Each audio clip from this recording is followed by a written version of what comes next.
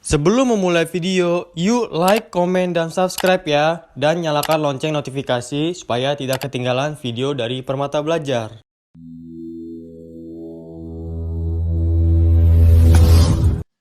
Motif menyimpan uang untuk membiayai keadaan darurat, misalnya sakit mendadak, dinamakan motif. Nah, di sini. Jadi motif menyimpan uang itu banyak. Salah satunya adalah nanti kita bahas. Nah, di sini contohnya adalah sakit mendadak. Ya. Nah, lihat, ada 3 motif menyimpan uang. Yang pertama adalah motif transaksi atau transaction motif. Nah, di transaction motif ini, uang itu untuk melakukan pembayaran. Contohnya, untuk melakukan transaksi. Seperti kamu beli kebutuhan kamu itu menggunakan uang. Jadi, motif menyimpan uang, kamu simpan uangnya, nanti ini untuk misalnya bayar sekolah, ini untuk bayar ini, kayak gitu. Ya, kamu motifnya menyimpan uang itu untuk melakukan pembayaran apa gitu. Nah, itu yang disebut dengan motif transaksi atau transaction motif. Nah, yang kedua adalah motif berjaga-jaga.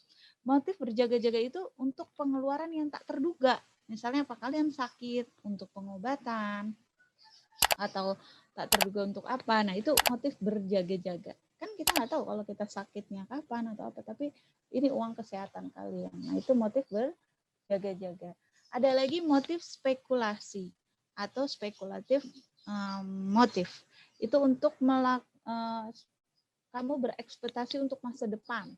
Jadi uang itu sebagai alat penyimpanan atau kekayaan aset. Nah, di sini ada fungsi uang juga ya. Jadi fungsi uangnya itu di motif spekulasi itu untuk menyimpan kekayaan. Jadi misalnya kalian membeli tanah karena nanti di masa depan kalau dijual harganya tinggi gitu ya kan. Nah, itu spekulasi. Oke. Nah, kita balik lagi ke soalnya di nomor 14 tentang uang. Nah, di sini adalah motif menyimpan uang untuk membiayai keadaan darurat.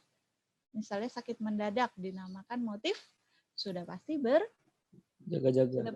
ya benar bintang, berjaga-jaga. Ya, seperti tadi yang kakak bilang untuk kesehatan itu pasti ada uang tak terduga. Ya, kita kan nggak tahu kita sakitnya kapan.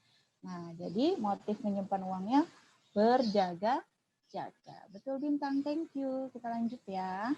Untuk pembelajaran lebih lengkapnya, di aplikasi Permata Belajar ya. Download sekarang di Google Play Store dan App Store. Dan jangan lupa like, komen, dan subscribe ke Permata Belajar. Sampai jumpa.